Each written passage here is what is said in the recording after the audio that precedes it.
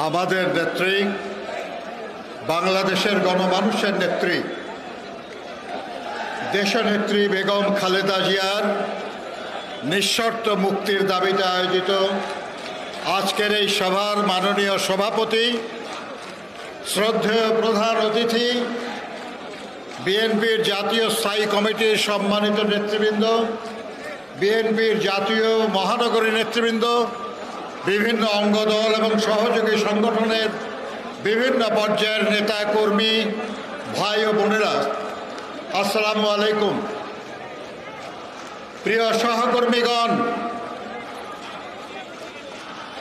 আমরা যারা ঢাকার আলিয়া মাদ্রাসায় দেশনেত্রী বেগম খালেদা জিয়ার যখন বিচার কার্য চলছিল, আমরা সেখানে গিয়েছি।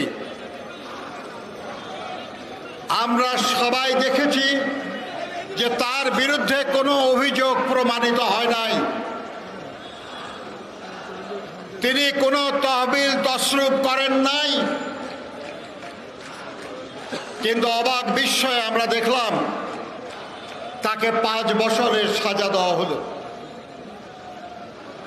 আমরা জানি যে নরমালি নিম্ন আদালতে কারো সাজা হলে উচ্চ আদালতে আপিল করলে সেটা কমে, কিন্তু দেশনেত্রী বেগম খালেদা জিয়ার সাজা উচ্চ আদালতে গিয়ে দ্বিগুণ হয়ে গেল। এই বাংলাদেশটা আমরা মুক্তিযুদ্ধ করে স্বাধীন করেছি। একজন মুক্তিযোদ্ধা হিসাবে আমার অত্যন্ত কষ্ট হয় যখন আমরা দেখি যে এই সরকার, যে সরকার কোনোভাবেই জনগণের দ্বারা নির্বাচিত নয়, সেই সরকারের নিয়োগকৃত প্রধান বিচারপতি সরকারের ইচ্ছার বিরুদ্ধে রায় দিলে তাকে পর্যন্ত দেশান্তরী হতে হয়। এবং আমরা এটাও দেখলাম যে এই সরকার তারই নিযুক্ত প্রধান বিচারপতির বিরুদ্ধে দুর্নীতির অভিযোগ এনেছে এবং তার সাজা হয়েছে। অর্থাৎ এই সরকারের নিযুক্ত প্রধান বিচারপতি দুর্নীতিগ্রস্ত। এই সরকারের নিযুক্ত দেশের প্রধান সেনাপতি দুর্নীতির দায়ে অভিযুক্ত।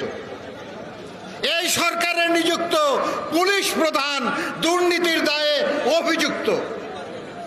এই সরকারের নিযুক্ত ঢাকা মেট্রোপলিটন পুলিশের কমিশনার দুর্নীতির দায়ে অভিযুক্ত।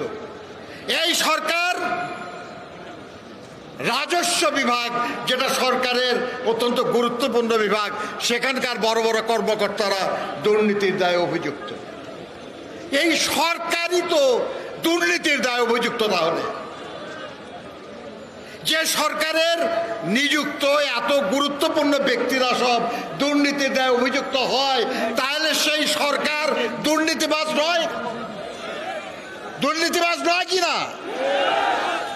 সেই দুর্নীতিবাজ সরকার বেগম খালেদা জিয়ার বিরুদ্ধে কোনো অভিযোগ প্রমাণিত না হওয়া সত্ত্বেও তাকে সাজা দিতে উদ্দীপ্ত করলো কেন? কি অভিযোগ আসলে বেগম খালেদা জিয়ার বিরুদ্ধে? আসল অভিযোগ হলো বেগম খালেদা জিয়া জনপ্রিয়। আসল অভিযোগ হলো বেগম খালেদা জিয়া এই দেশের মানুষকে ভালোবাসে, আর এদেশের মানুষ বেগম খালেদা জিয়াকে ভালোবাসে। তাকে সামনে রেখে অন্যায় অনাচার করা যাবে না। আর সে কারণেই 2018 সালের নির্বাচনের আগেই তাকে গ্রেপ্তার করা হলো, শাস্তি দেওয়া হলো। বন্ধুরা আমার, আজকে দেশনেত্রী বেগম খালেদা জিয়া দারুণভাবে অসুস্থ। তার সুচিকিৎসা প্রয়োজন। অভিজ্ঞ ডাক্তাররা বলছেন যে চিকিৎসা তার দরকার, ওই রকম চিকিৎসা দেওয়ার পরিবেশ বাংলাদেশে নাই। একটু আগে আমার এক সহকর্মী বলেছেন যে আমাদের আইনমন্ত্রীও ডাক্তার হয়ে গেছে। ইয়েস, তিনি বলেন এদেশে সব এগুলোর চিকিৎসা সম্ভব, শুধু তাদের দলের যে সেক্রেটারি সেতু মন্ত্রী, তার চিকিৎসা চেক আপ এদেশে সম্ভব না। শুধু তাদের রাষ্ট্রপতির চোখের চিকিৎসা দেশে সম্ভব না। শুধু তাদের নেত্রীর কানের চিকিৎসা দেশে সম্ভব না। আর সব চিকিৎসা সম্ভব। আরে সব চিকিৎসায় যদি এখানে সম্ভব, তাহলে যারা ভারতে চিকিৎসার জন্য যাবে তাদের ভিসা প্রক্রিয়া একটু সহজ হয়েছে, এটাকে কৃতিত্ব বলে মনে করেন কেন? কেন আরো বেশি রোগীকে ভারতে পাঠানোর সুযোগ করে দেন আপনারা? কারণ আপনারা জানেন আসলে যে এখানে সব চিকিৎসাই সম্ভব না। আমরা সেই জন্য দাবি করি যে এটা চিকিৎসা শুধু মৌলিক অধিকার না, এটা একটা মানবিক অধিকার। একটা মানুষ বিনা চিকিৎসায় দ্রুত মৃত্যুর দিকে এগিয়ে যাচ্ছে, তাকে বাঁচাতে হবে। ভাই ও বোনেরা, যিনি শহীদ জিয়া শাহাদাত বরণের পর ছোট ছোট দুটো সন্তানকে রেখে আমাদের ডাকে এদেশের মানুষের গণতন্ত্র পুনরুদ্ধারের জন্য, তাদের অর্থনৈতিক মুক্তির জন্য সংসারের সমস্ত দায়িত্ব ছেড়ে রাজপথে নেমে এসেছিলেন, 9 বছর অবিরাম লড়াই করে স্বৈরাচারের পতন ঘটিয়ে গণতন্ত্র পুনরুদ্ধার করেছিলেন, বিএনপিকে সম্মানিত করেছিলেন, পুনরায় ক্ষমতায় আসীন করেছিলেন, যিনি 1-11 সরকারের সঙ্গে আপোষ করেন নাই বলে 2008-এর নির্বাচনে তাকে বিপর্যয়ের সম্মুখীন হতে হয়েছিল। তারপরেও গণতন্ত্রের পথ ছাড়েন নাই। আমাদের সেই মাতৃসমা নেত্রী মৃত্যুর দিকে এগিয়ে যাচ্ছে, আর আমাদের দায়িত্ব কি শুধুই প্রতিবাদ জানানো, নাকি তার মুক্তির জন্য সর্বাত্মক আন্দোলন গড়ে তোলা? আমি আপনাদের কাছে বিনীত অনুরোধ জানাচ্ছি, তার একজন সহকর্মী হিসাবে একবারে রাজনীতির প্রথম দিন থেকে তার সাথে কাজ করার সুবাদে, যা আপনারা তার সুচিকিৎসার মাধ্যমে জীবন রক্ষার জন্য যে আন্দোলন, সে আন্দোলনে এগিয়ে আসুন। বন্ধুরা, মনে রাখবেন, তার সুস্থতা শুধু তার জন্য প্রয়োজন না, বাংলাদেশের জন্য প্রয়োজন, বাংলাদেশের মানুষের স্বার্থ রক্ষার জন্য প্রয়োজন।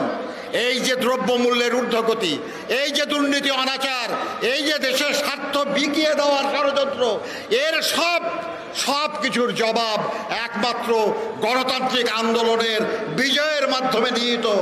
আর সেই বিজয়ের জন্যই আমাদের প্রয়োজন দেশনেত্রী বেগম খালেদা জিয়ার নেতৃত্ব।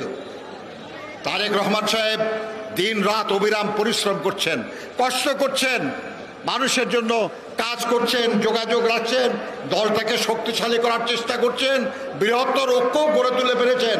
কিন্তু সেই লড়াই আরো বেগবান, আরো শক্তিশালী হয়ে এই স্বৈরাচারী সরকারের পতন ঘটাতে হবে। সেই লক্ষ্যে বেগম খালেদা জিয়ার মুক্তির এই লড়াইকে বেগবান করতে হবে। আপনাদের সবাইকে সেই লড়াইয়ে অংশগ্রহণের আহ্বান জানিয়ে আমার বক্তব্য শেষ করছি। আল্লাহ হাফেজ। বাংলাদেশ জিন্দাবাদ। শহীদ জিয়া অমর হোক। বেগম খালেদা জিয়া জিন্দাবাদ। তারেক রহমান জিন্দাবাদ।